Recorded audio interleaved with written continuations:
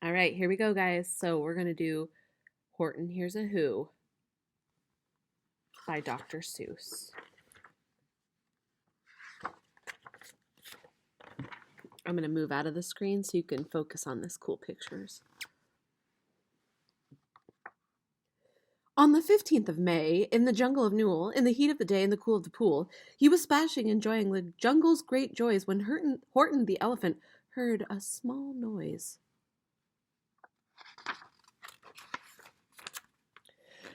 So Horton stopped splashing. He looked toward the sound. That's funny, he thought Horton. There's no one around. Then he heard it again, just a very faint yelp, as soon as if some tiny person were calling for help. I'll help you, said Horton, but who are you and where? He looked and he looked, but he could see nothing there, but a small speck of dust blowing past through the air.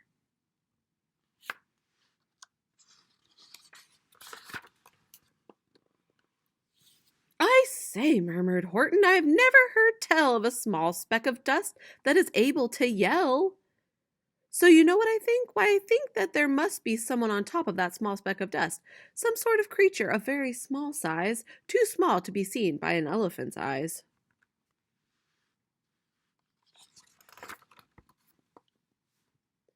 Some poor little person who's shaking with fear that he'll blow into the pool he has no way to steer. I'll just have to save him because, after all, a person is a person, no matter how small.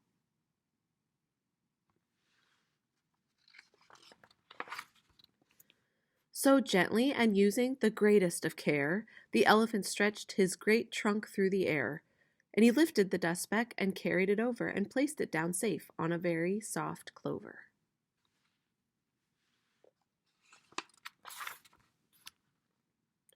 Humph, humphed a voice. 'Twas a sour kangaroo, and the young kangaroo in her pouch said, humph, too. Why, that speck is as small as the head of a pin. A person on that? Why, there never has been.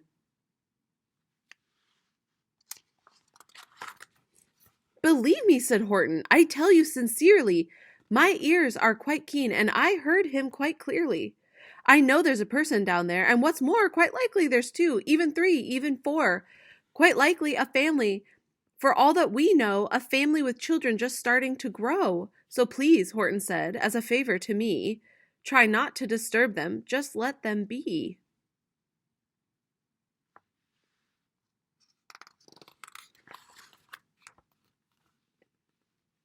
I think you're a fool, laughed the sour kangaroo. And the young kangaroo in her pouch said, me too. You're the biggest blamed fool in the jungle of Newell, and the kangaroo plunged into the cool of the pool. What terrible splashing, the elephant frowned. I can't let my very small persons get drowned. I've got to protect them. I'm bigger than they. So he plucked up the clover and he hustled away.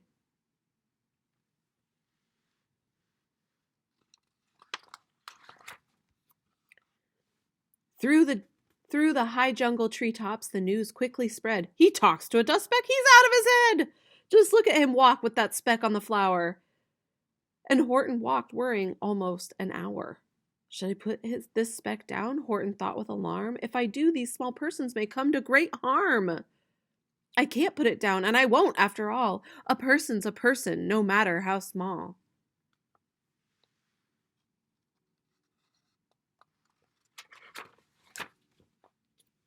Then Horton stopped walking. The speck voice was talking. The voice was so faint he could just barely hear it. Speak up, please, said Horton. He put his ear near it. My friend, came the voice, you're a very fine friend. You've helped all us folks on this dust speck no end. You've saved all our houses, our ceiling and floors. You've saved all of our churches and grocery stores. You mean, gasped Horton, you have buildings there too? Oh, yes, piped the voice, we must certainly do. I know, called the voice, I'm too small to be seen, but I'm mayor of a town that is friendly and clean. Our buildings to you would seem terribly small, but to us who aren't big, they're wonderfully tall. My town is called Whoville, for I am a Who, and we Whos are all thankful and grateful to you. And Horton called back to the mayor of the town, "You're safe now, don't worry, I won't let you down."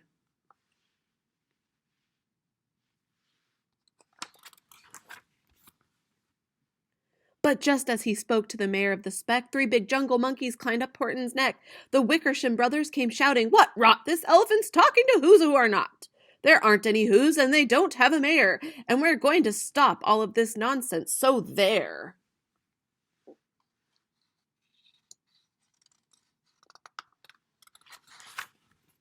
They snatched Horton's clover, they carried it off to a black-bottomed eagle named Vladvikov, a mighty strong eagle of very swift wing.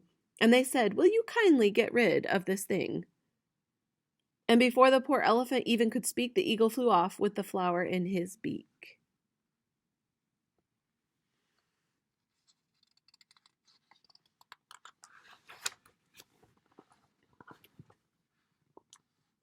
All that late afternoon and far into the night, that black-bottomed bird flapped his wings in fast flight, while Horton chased after, with groans over stones that tattered his toenails and battered his bones, and begged, "Please don't harm all my little folks, who have as much right to live as us bigger folks."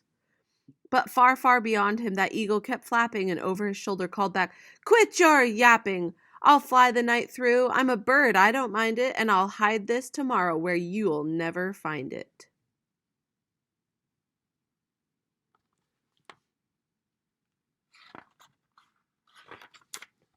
And at 6:56 the next morning, he did it. It sure was a terrible place that he hid it. He let that small clover drop somewhere inside of a great patch of clovers 100 miles wide. Oh, a great patch of clovers.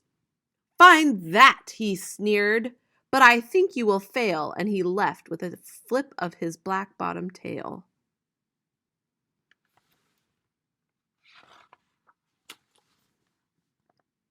"I'll find it," cried Horton. "I'll find it or bust. I shall find my friends on that small speck of dust." And clover by clover by clover with care, he picked up and searched them and called, "Are you there?"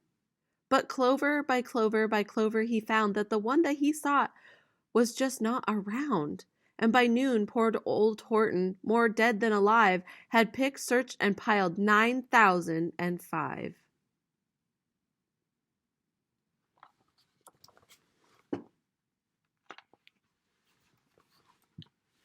Then, through the afternoon, hour after hour, till he found them at last on the 3,000,000th flower.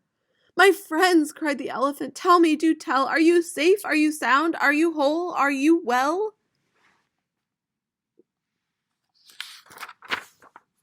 From down on the speck came the voice of the mayor. "We've really had trouble, much more than our share. When that black-bottomed birdie let go when we dropped, we landed so hard that our clocks have all stopped. Our teapots are broken, our rocking chair smashed, and our bicycle tires all blew up when we crashed. So, Horton, please," pleaded that voice of the mayor, "will you stick by us who's while we're making repairs?" "Of course," answered Horton. "Of course I will stick. I will stick by you small folks through thin and through thick."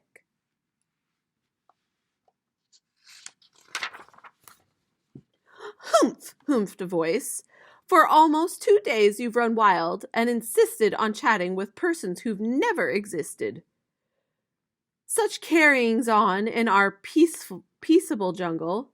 We've had quite enough of your bellowing bungle, and I'm here to state," snapped the big kangaroo, "that your silly nonsensical game is all through." And the young kangaroo in her pouch said, "Me too."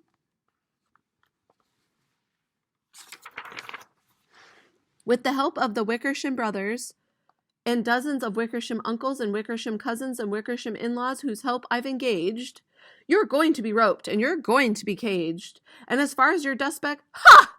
That we shall boil in a hot steaming kettle of bezelnut oil. "Boil it?" gasped Horton. "Oh, that you can't do! It's full of persons. They'll prove it to you." Mr. Mayor," Horton called. "Mr. Mayor, you've got to prove now that you really are there. So call a big meeting, get everyone out, make every who holler, make every who shout. Make every who scream. If you don't, every who's going to end up in a beezelnut stew.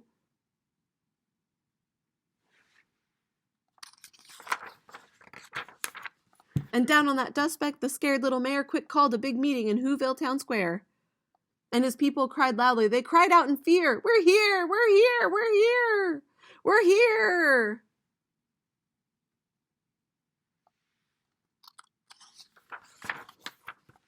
The elephant smiled. That was clear as a bell. You kangaroo surely heard that very well.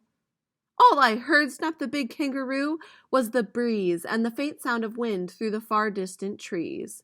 I heard no small voices, and you didn't either. And the young kangaroo in her pouch said, Me neither.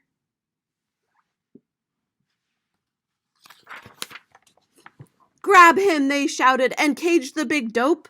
Lasso his stomach with 10 miles of rope. Tie the knots tight so he'll never shake loose, then dunk that dumb speck in the beezelnut juice. Horton fought back with great vigor and vim, but the Wickersham gang was too many for him. They beat him, they mauled him, they started to haul him into his cage, but he managed to call to the mayor, Don't give up, I believe in you all. A person's a person, no matter how small. And you very small persons will not have to die if you make yourselves heard, so come on now and try.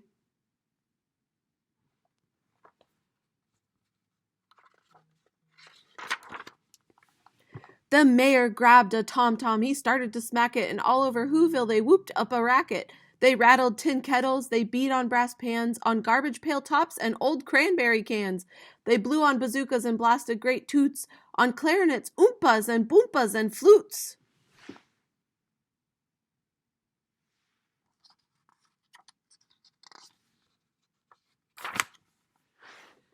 Great gusts of loud racket rang high through the air. They rattled and shook the whole sky, and the mayor called up through the howling and mad hula-baloo, Hey, Horton, how's this? Is our sound coming through?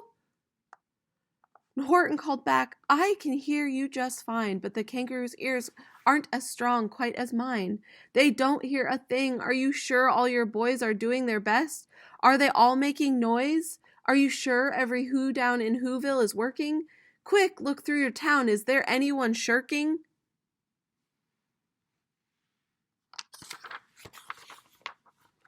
Through the town rushed the mayor from the east to the west, but everyone seemed to be doing their best. Everyone seemed to be yapping or yipping. Everyone seemed to be beeping or bipping, but it wasn't enough, all his ruckus and roar. He had to find someone to help him make more. He raced through each building, and he searched floor to floor.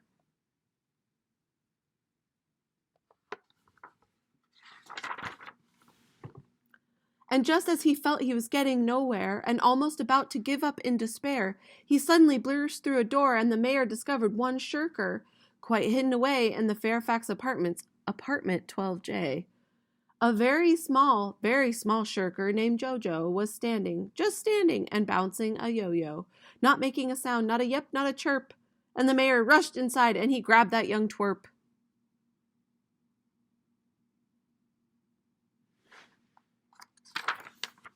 He climbed with the lad up the Elfelberg Tower. This, cried the mayor, is your town's greatest hour, darkest hour, the time for all who have blood that is red to come to the aid of their country, he said. We've got to make noises in greater amounts. So open your mouth, lad, for every voice counts.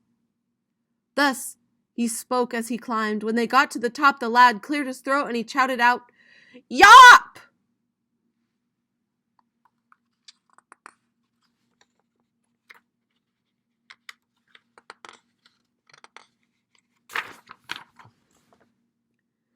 And that yop, that one small extra yop, put it over. Finally, at last, from that speck on that clover, their voices were heard. They rang out clean and clear. And the elephant smiled. Do you see what I mean?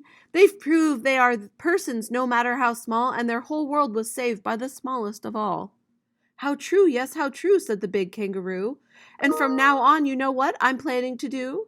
From now on, I'm going to protect them with you. And the kangaroo in her pouch said, we could all say it together. Me too. From sun in the summer, from rain when it's fallish, I'm going to protect them no matter how smallish. The end.